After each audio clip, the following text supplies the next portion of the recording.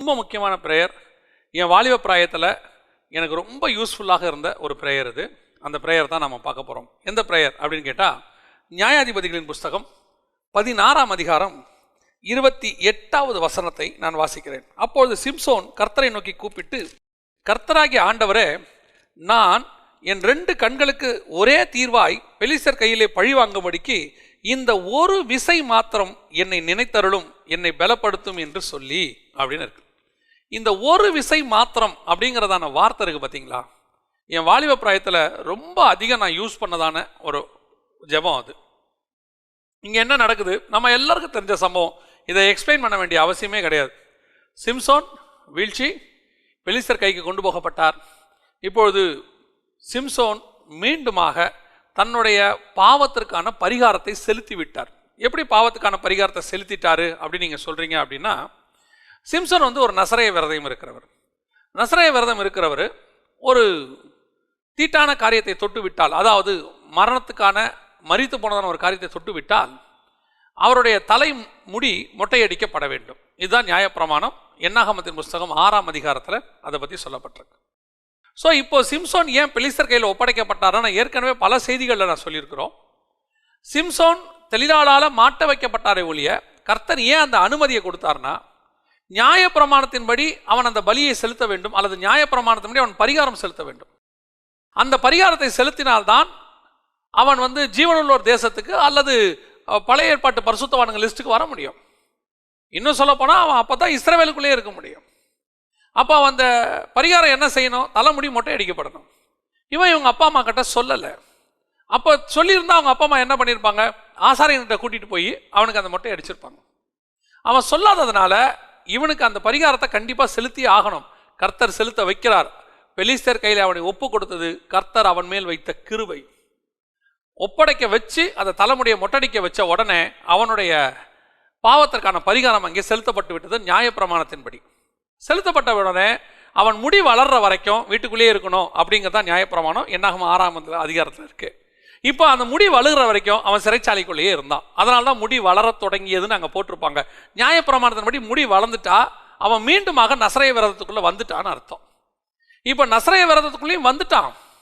வந்தது மாத்திரமல்ல, இப்போ அவன் மனமும் திரும்பிட்டான். நான் செஞ்சது தப்பு ஆண்டவரே, ஏன்னா நீங்கள் ஒரு யூனிக் மினிஸ்ட்ரி கொடுத்தீங்க, அந்த யூனிக் மினிஸ்ட்ரியோடைய முக்கியத்துவத்தை நான் உணராமல் அசட்டை பண்ணி அதை நான் இழந்துட்டேன். இப்போ எனக்கு அதற்கான தண்டனையை நீங்கள் கொடுத்துட்டீங்க. இப்போ எனக்கு நான் கேட்குறது என்னென்னா, ஒரே ஒரு சான்ஸ் கொடுங்க. இந்த ஜெபம் தான் இன்னைய வரைக்கும் நம்ம இல்லை அநேகரை வாழ வச்சுக்கிட்டு இருக்கு. இன்னைக்கு நான் எப்பவும் நினைக்கிற உண்டு, எத்தனையோ பரிசுத்தவான்கள் இன்னைக்கு இருக்கிறாங்க. அத்தனை பேருமே ரட்சிக்கப்பட்ட அன்னையிலிருந்து நான் பூரண பரிசுத்தவானாக தான் இருந்தேன், நடுவில் எனக்கு வீழ்ச்சியே இல்லைன்னா நம்புவதற்கு அரிது. ஒரு 10% அப்படி வச்சுக்கலான்னு வச்சுக்கோ, அதுவே அதிகம் நான் சொல்கிறது. மிச்சம் அத்தனை பேருமே வீழ்ச்சி அடைந்து 2வது சான்ஸ் வந்தவங்க தான். நான் பைபிள்லேருந்து எடுத்துக்கிறேன். நான் இன்னைக்குள்ள பரிசுத்தவான்களை யாரையும் சொல்லலை, பைபிள்லேருந்தே நான் எடுத்துக்கிறேன். ஆபிரகாமா இருக்கட்டும், அல்ல அவர் எகிப்துக்கு போயிட்டு தான் வர்றார். அதுக்கு பிறகு யாக்கோபாக இருக்கட்டும், அல்லது அதற்கு பிறகு வந்த இஸ்ரவேலர்களாக இருக்கட்டும், நீங்கள் பைபிளில் யாரை வேணாலும் எடுங்க, 2வது சான்ஸ் அநேகருக்கு கொடுக்கப்பட்டிருக்கிறது. இன்னும் சொல்ல போனால் நிறைய பேர் 2வது சான்ஸ் வாங்கினவங்க தான். தாவீது உட்பட, பவுல் உட்பட, பவுலுக்குமே 2வது சான்ஸ் கிடைச்சிருக்குது. இப்படி அநேக இடங்களில் அந்த செகண்ட் சான்ஸ் நம்ம பெறோம். இந்த செகண்ட் சான்ஸ் தான் நம்மை கர்த்தருக்குள்ள இன்னும் ஸ்திரப்பட வைக்கும். சில நேரத்தில் வாலிப பிராயத்தில் ஆண்டவரை ஏற்றுக்கொள்வோம், அல்லது நீங்கள் கிறிஸ்தவ குடும்பத்திலே பிறந்தவங்களா இருப்பீங்க. அதனால் உங்களுக்கு ரட்சிப்பின் அனுபவம் என்பது பூரணமாக கிடைச்சிருக்காது. அப்படியே சின்ன வயசுலேருந்தே ஒரு ஆவிக்குரிய குடும்பத்துக்குள்ளே வளர்ந்து நீங்கள் ஆரம்பத்திலேருந்தே சர்ச்சுக்கு போக, பைபிள் வாசிக்க, அப்படி இருக்கும்போது இந்த பாவ மன்னிப்பு, அதனால் கிடைக்கக்கூடிய ரட்சிப்பின் சந்தோஷம், அதனுடைய மேன்மை என்னன்னு உங்களுக்கு தெரியாது. இதுதான் இப்போ சிம்சோனுடைய பிரச்சனை. அவன் பிறந்ததுலேருந்தே நசரேயன். அதனால் அவனுக்கு இந்த நசரேய விரதத்தில் இருக்கக்கூடிய மேன்மை அவனுக்கு தெரியல. ஒரு தடவை அதை இழந்தான் பாருங்க, இப்போதான் அதனுடைய மேன்மை தெரியுது. அதைத்தான் நான் சொல்கிறேன். ஒரு பின்மாற்றம் கண்டிப்பாக அடையணும்னு சொல்லலை, அந்த பின்மாற்றம் அவனை தேவனுக்குள்ளே இன்னும் அதிகம் நெருங்க வைத்தது. ஏன், அந்த பின்மாற்றம் வந்தபோது தான் அவன் இதுவரைக்கும் வச்சிருந்ததனுடைய மேன்மை அவனுக்கு தெரியுது. இவ்வளோ ப்ரீஷியஸானதை நான் என் கையில் வச்சுருந்தேன், நான் மிஸ் பண்ணிட்டேனே. நம்ம இல்லை அநேகர் அப்படி தான் இருக்கிறோம். இன்னைக்கு இருக்க வாலிப பிராயத்தில் இருக்கிற வாலிபர்களுக்கு நான் சொல்கிறேன், சகோதர சகோதரிகளுக்கு சொல்கிறேன், கல்லூரி வாழ்க்கையில், நீங்கள் ஸ்கூல் வாழ்க்கையில் பல காரியங்களில் தடுமாறி இருக்கலாம், விழுந்து போயிருக்கலாம். ஏன் உங்கள் ஆஃபீஸில் கூட நீங்கள் தடுமாறி இருக்கலாம், விழுந்து போயிருக்கலாம். கர்த்தர் உங்களுக்குன்னு வச்ச யூனிக் அழைப்பு ஒன்று இருந்துச்சு. அது சில நேரங்களில் இந்த மாதிரி வீழ்ச்சியினால நீங்கள் அதை இழந்து போயிருக்கலாம். இன்னைக்கு ஆண்டவர் உனக்கு செகண்ட் சான்ஸ் கொடுக்க விரும்புகிறார். நீ ஆண்டவர்கிட்ட இந்த ஜெபத்தை கண்டிப்பாக செய்யணும். இந்த ஜெபத்தை செய்யுங்க. என்ன செய்யணும் தெரியுமா? ஆண்டவரே, இந்த ஒரு விசை மாத்திரம் எனக்கு இறங்கும். இந்த ஒரு விசை. நான் எத்தனையோ தடவை நானே ஆண்டவர்கிட்ட ஒரு தடவை கேட்டேன். நானேனா எதுக்குன்னா நான் பெரிய ஆள், அதுக்கு சொல்ல வரல. இந்த நானேங்கிறதுக்கு என்ன அர்த்தம்னு உங்களுக்கு சொல்கிறேன். பல நேரங்களில் ஆண்டவர்கிட்ட ஒரு விசைன்னு எத்தனையோ தடவை நான் விழுந்திருக்கிறேன். கல்லூரி வாழ்க்கையில் ஆண்டவர் ஏற்றுக்கொண்ட பிறகு நான் இந்த ஊழியத்துக்கு வந்த கட்ட வரைக்கும் எத்தனையோ வீழ்ச்சி. அப்பெல்லாம் ஆண்டவர்கிட்ட நான் பண்ணுற ஜெபம், ஆண்டவரே ஒரு விசை என்னை மன்னிப்பார். திருப்பி சில நாட்களில் மீண்டும் வீழ்ச்சி. திருப்பி ஆண்டவர்கிட்ட ஜெபம் பண்ணுவேன், இந்த ஒரு விசை என்னை மன்னியும். ஆனால் ஆண்டவர் என் மேல் பொறுமையாக இருந்தார். ஆண்டவர் என்னை அதிகம் நேசித்தார். ஆண்டவர் எனக்கு கிருபை உள்ளவராக இருந்தார். எத்தனை முறை நான் ஒரு விசை என்று கேட்டாலும் அத்தனை முறையும் கர்த்தர் என்னை மன்னித்தார். இந்த மாதிரி ஒரு அன்பான தேவனை லைஃப்பில் நீங்கள் பார்க்கவே முடியாது. இன்னைக்கு உங்களுக்கு முன்னாடி நிற்கிற நான் மட்டும் இல்லை, இன்னைக்கு மேடையில் நின்று பேசிக்கிட்டு இருக்கிற எத்தனையோ பெரிய பெரிய பரிசுத்தவான்கள், எத்தனையோ நீதிமான்கள் தங்கள் வாழ்க்கையில் எங்கேயோ ஏதோ ஒரு இடத்துல தவறி விழுந்து அவர்கள் எப்படி ஆகிலும் மேலே வர வேண்டும் என்று கத்தி கதறி ஆண்டவர் சமூகத்தில் காத்திருந்த சிம்சோனை போல அழுதவர்கள் தான் இன்னைக்கு மேலே நிற்கிறாங்க. பயப்படாது. ஐயோ, என்னால் இந்த பாவத்தை விட்டு வெளியே வர முடியலையே, நான் இந்த பாவத்தில் விழுறேனே, நான் விழுந்துட்டேனே, நான் என்ன செய்ய போறேன் அப்படின்னு காலையில் நீ இருந்தீனா, ஆண்டவர் சொல்றாரு, நீ விழுவ, ஆனா எழுந்திருப்பேன் தான் நான் காத்திருக்கிறேன். நீ விழுந்து அப்படியே போயிட்டினா தான் என்னால் உன்னை தூக்க முடியாது. நீ எழுந்துரு. நீ எழுந்துறதுக்கு இவன மாதிரி ஒரே ஒரு சின்ன ப்ரேயர் பண்ணு. இந்த ப்ரேயரை மட்டும் நீ பண்ணிரு. ஆண்டவர் உன்னை எப்படி தூக்கி நிறுத்துறாருன்னு மட்டும் பாரு. சிம்சோன் முடி வெட்டப்பட்ட உடனே அத்தனை பேரை சேர்ந்து பிடிச்சிட்டாங்க, எல்லாம் முடிஞ்சிச்சு. ஆனால் அந்த முடி மீண்டும் வளர தொடங்கியது. அதாவது அந்த பிரதிஷ்டைக்குள்ள வந்துட்டான், கர்த்தர் மன்னிச்சிட்டாரு. ஆனா இப்ப நிலைமை என்ன தெரியுமா? அவன் அந்த மொத்த அரண்மனையுமே, அந்த 2 தூணையுமே மொத்தமாக உடைத்து போடுகிறான். அதே இழந்து போன அதே பலன் திரும்பி வந்தது. அதுதான் கர்த்தர். ஆண்டவர் உனக்கு வீழ்ச்சி அடைஞ்சிட்டேன்றதுனால திருப்பி வரும்போது ஆண்டவர் உன்னை வெறுத்து தள்ளுறதே கிடையாது. அப்படியே அதே பலனோடு கூட மீண்டும் உன்னை தூக்கி எடுப்பதற்கு கர்த்தர் வல்லமையுள்ளவராக இருக்கிறார். எனக்கு ரொம்ப பிடிச்ச ஒரு கேரக்டர் பைபிள்ல இருக்கு. யாருன்னா அந்த இளைய குமாரனுடைய தகப்பன். அந்த இளைய குமாரன் திரும்பி தன் தகப்பன் இடத்துல வரான். வரும்போது அந்த தகப்பன் ஓடி போய் அவனை மூடிக்கிறான். என்ன காரணம் அப்படின்னு கேட்டிங்கன்னா, நியாயப்பிரமாணத்தின்படி ஒரு குமாரன் தன் தாய் தகப்பனை இப்படி செஞ்சுட்டு சொத்தை வாங்கிட்டு போயிட்டானா அவன் கல்லெறிந்து கொல்லப்பட வேண்டும். அவன் திருப்பி வரக்கூடாது ஊருக்குள்ள. நியாயப்பிரமாணத்தின்படி தன் தாய் தகப்பன் இடத்துலேருந்து இப்படி செஞ்சுட்டு அவன் போயிட்டானா அவன் கல்லெறிந்து கொல்லப்பட வேண்டும். அந்த தகப்பன் ஓடி போய் அவனை கட்டி பிடிச்சான் தெரியுமா? அந்த கட்டி பிடிப்பதுக்குள்ள ஒரு மிக முக்கியமான விஷயம் இருக்கு. அவனை மறைச்சிக்கிறான். அந்த தகப்பன் தன்னுடைய வஸ்திரத்தால் அவனை மறைச்சு அவனை கூட்டிட்டு போறான். காரணம் என்ன தெரியுமா? அவன் மரித்தான், மீண்டும் வந்தான்ங்கிறான். காரணம், இவன் மரணத்துக்கு ஏதுவான பாவத்தை செஞ்சு விட்டு போனவன். இவன் ஊரார் கண்ணில் பட்டா என்ன ஆகும்? நியாயப்பிரமாணத்தின்படி என்ன ஆகும்? அவனுக்காக அட்ரா ஒரு ஆட்டை பலி செலுத்துகிறான். நியாயப்பிரமாணத்தின்படி அந்த பலி அவன் செலுத்துறான். அந்த தகப்பனை பாருங்க, திருப்பி வந்த உடனே அதே மாதிரி தன் பிள்ளை ஏற்றுக்கிறான். தன் சொத்துல பாதி போச்சு, பேர் போச்சு, கெட்டு போச்சு, எல்லாம் போச்சு. ஆனாலும் திரும்பி வந்தபோது ஓடி வந்து ஏற்றுக்கொள்ளக்கூடிய அந்த அன்பு, அதுதான் நம்முடைய பரம தகப்பனுடைய அன்பு. இந்த காலை வேளையில ஒரு வேளை நான் விழுந்துட்டேன், என்னை தூக்கி எடுக்க முடியாது, என் வாழ்க்கை முடிஞ்சிருச்சு, நான் இதோட அவ்வளோதான், இனி நான் இந்த பாவத்தை என்னால் விடுபடவே முடியாது, நான் எத்தனையோ தடவை ட்ரை பண்ணிட்டேன், இன்னும் ஒரு தடவை ட்ரை பண்ணு, இன்னும் ஒரு விஷயம் ட்ரை பண்ணு. இந்த காலை வேளையில ஆண்டவர்கிட்ட முழங்கால் போட்டு ஜெபம் பண்ணு. ஆண்டவரை, இன்னும் ஒரு விஷயம் என்னை மன்னியும் ஆண்டவரே. என்னை மன்னித்த தேவன், சிம்சோனை மன்னித்த தேவன், உன்னையும் மன்னிக்க அவர் வல்லமை உள்ளவராக இருக்கிறார். என்னை மன்னிச்சதுனால தான் நான் இன்னைக்கு உன் முன்னாடி பேசிட்டே நிற்கிறேன். சிம்சோனை மன்னிச்சதுனால தான் எபிரேயர் 11ஆம் அதிகாரத்தில் விசுவாச வீரர்கள் பட்டியல்ல அவன் பேர் வந்திருக்குது. அந்த 11ஆம் அதிகாரம் 32வது வசனத்தை நீ வாசிச்சு பாருங்க. பின்னும் யார் யார் பேர்லாம் இருக்கு, அதில் சிம்சோன் பேரும் இருக்கு. அப்படின்னா என்ன அர்த்தம்? கர்த்தர் அந்த விசுவாச வீரர்கள் பட்டியல் அவன் பேரை கொண்டாந்துட்டார். அவனை வெறும் மன்னிச்சது மாத்திரமல்ல, அவனுக்கு மீண்டும் பலன் கொடுத்தது மாத்திரமல்ல, ஜீவ புஸ்தகத்தில் அவன் பேர் வந்துருச்சு. நீ இவ்வளவு நாள் பாவம் செஞ்சுட்டேன், இதுக்கு மேல என்னால் எழுந்திருக்க முடியாது, கர்த்தர் இதுக்கு மேல என்ன மன்னிக்க மாட்டாரு, நானும் எத்தனை தடவை கேட்டுட்டேன்னு சொல்றியா? இன்னும் ஒரு விஷயம் கேட்டுப்பாரு, இன்னும் ஒரு விஷயம் கேட்டுப்பாரு. ஆண்டவர் இன்னைக்கு மன்னிக்க வல்லமையுள்ளவராக இருக்கிறார். மீண்டும் ஒருவேளை உன் பலவீனமாக இருக்கும், உன் ஜென்ம சுபாவத்தினுடைய பலவீனமாக இருக்கும், சிறு பிராயத்திலேருந்து உன்னை அதே ஆக்குபை பண்ணி வச்சிருக்கிற பாவமாக இருக்கும், அதுலேருந்து விடுவன்னு உனக்கு ஆசை இருக்கும். ஆனால் என்ன செய்வ, சில நேரத்தில் நீ விழுந்து போயிடுற, திருப்பி நீ வந்து அழுவ, நான் திருப்பி ஏஞ்சி நிற்கணும்னு நினைக்கிறேன், ஆனால் விழுந்து போகிறேனே நீ நினைப்ப. இன்னைக்கு ஆண்டவர் சொல்கிறாரு, இன்னும் ஒரு விசை, ஒன் மோர் டைம் கர்த்தர் உன்னை மன்னிக்க விரும்புகிறார். இப்போ ஆண்டவர் உன்னை என்ன செய்ய போகிறான்னு அவனுக்கு சொல்லிட்டு நான் ஜெபம் பண்ணி முடிக்க விரும்புகிறேன். அந்த வசனத்தை நீங்கள் வாசித்து பாருங்கள்.